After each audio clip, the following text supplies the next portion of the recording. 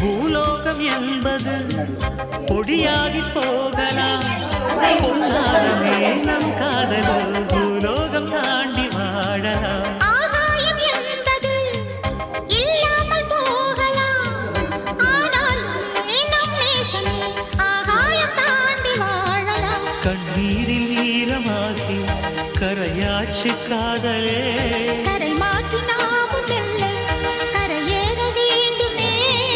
நாளை வரும் காலம் நம்மை கொண்டாடுமே.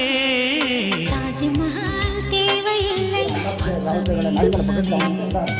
காடுமலை நதிகள் எல்லாம் காதலின் சின்னமே.